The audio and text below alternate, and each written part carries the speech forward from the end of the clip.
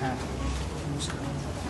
নিয়ে একটাই কথা বলবো যে ছবিটা খুব মানে মায়ের গল্প, তার মেয়ের ক্রাইসিস, স্পিরিটস তার উপর নির্ভর করেছে। সেটা বিভিন্ন কারণে হচ্ছে, সেই কারণগুলো যখন একবার ধরে অনেক ধরনের এলিমেন্টস রয়েছে, ব্ল্যাক ম্যাজিক, স্পিরিটস, এগুলো সমস্ত অবশ্যই এটা একটা মানে যে এলিমেন্টসগুলো ইউজ করা হয়েছে সেটা যে গল্পটা তৈরি হয়েছে সেটা খুবভাবে মানে আমার চরিত্রটা ডেফিনেটলি খুবই স্পেশাল চরিত্র, শেডস রয়েছে প্রচুর। দুর্গাপুজোর আগে মানে আজকে তো ট্রেলার ছবিটা যখন দর্শক দেখবে তখন ওটা আমার মনে হয় আজকে তো ছবির ট্রেলার লঞ্চ, এরকম একটা চরিত্রে কাজ করে তোমার অভিজ্ঞতা কেমন আছে? অভিজ্ঞতা হয়েছে বললাম খুবই ভালো, কারণ গল্পটা আমার খুব ভালো লেগেছে। তো হরর ফিল্ম আমি খুব বেশি করিনি, একটাই ছবি করেছিলাম আগে ব্ল্যাক অ্যান্ড 09, এটা একদম মানে স্পিরিটস ব্ল্যাক ম্যাজিক। গল্পটা যে খুব সুন্দর পটভূমিতে আমার মনে সব ধরনের দর্শক ভালো লাগে। তুমি কি ভূত বিশ্বাস করো? ভূত বিশ্বাস করি কিনা জানি না, কিন্তু ভয় পাই আমি।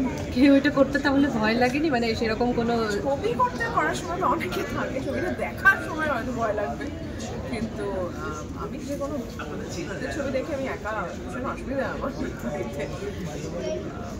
জেনারেলি আমি দিনের বেলা ভূতের ছবি দেখি। 17ই অক্টোবর ছবি রিলিজ, আজকে সবাই ট্রেলার লঞ্চ হচ্ছে, তো অবশ্যই ট্রেলার দেখে জানাবেন যে আপনাদের কেমন লেগেছে, আপনাদের সাজেশন। এটার জন্যই তো আমরা মুখে আছি। 17ই অক্টোবর ভূত চতুর্দশীর সময় ছবিটা রিলিজ, পরিবহনে প্রেক্ষাগৃহে গিয়ে সিনেমা হলে গিয়ে দেখতে যাবে। মানে সেটা সবসময়তে গিয়েই, মানে সকালবেলা শুধু নয়, মানে যারা ভয় পায় না, তুমি যেরকম বললে অনেকে ভয় পায় এবং অনেকে ভয় পেতে চায়, সরাসরি দর্শক থাকে যারা সরাসরি দেখতে চায়, অবশ্যই এই ছবিটা থেকে ডেফিনেটলি ভয় লাগবে এবং ভালো লাগবে। পটভূমিতে তৈরি সব ধরনের দর্শক। আমার চরিত্রটা হচ্ছে এখানে একজন প্যারানর্মাল ইনভেস্টিগেটর, যে কোনো এক সময় পুলিশে কাজ করতো, এখন বিভিন্ন এরকম রহস্যজনক ঘটনা নিয়ে কাজ করে। আর এটা একটা হরর ফিল্ম, সবাই জানেন এতক্ষণে। সৌভিক এবং সিদ্ধার্থ এটার নির্দেশনায় রয়েছে। সৌভিকের সাথে এর আগে একটা কাজ করেছি আমি, সিদ্ধার্থের সাথেই প্রথমবার কাজ। আর তনুশ্রী তো অনেক পুরনো বন্ধু, কলিগ, অনেকগুলো কাজ করেছি। আমিও অভিনয়ের খুব পছন্দও করি।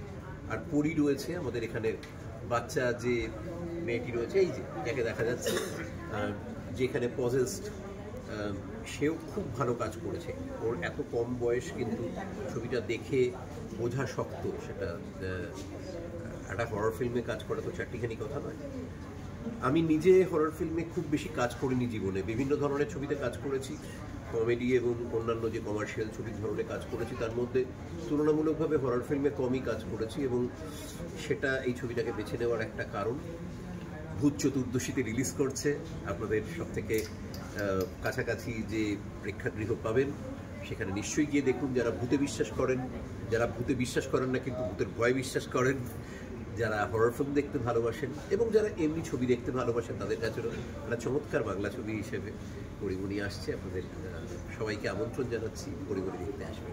আমাদের এক্সপেকটেশান বেশি আছে যে আমাদের ট্রেলার লঞ্চটা ভালো হয়েছে, এবার দর্শকের কাছে তোমাদের মাধ্যমে পৌঁছাবে, দেখা যাক। এবং পুজোদের মরশুমে যে তোমরা এখানে উপস্থিত হতে পেরেছো এতজন, সেটার জন্য তোমাদের প্রথম ধন্যবাদ, এবং অডিয়েন্সদেরও তোমাদের মাধ্যম দিয়ে আশা করবো কোথাও না কোথাও অডিয়েন্সেরও ভালো লাগবে। আচ্ছা, এমনি সিনেমা হরর ফিল্ম করতে গেলে অনেক বেশি ভাবনা চিন্তা করতে হয়, মিউজিক নিয়ে বা নিয়ে, যেটা বাংলা সিনেমায় অনেক ক্ষেত্রে হরর ফিল্ম দেখতে গেলে হয়তো অনেক সময় আমরা সেই দর্শকরা সেটা পায় না। এক্ষেত্রে তোমার সিনেমা থেকে সেই এলিমেন্টসগুলো থাকছে?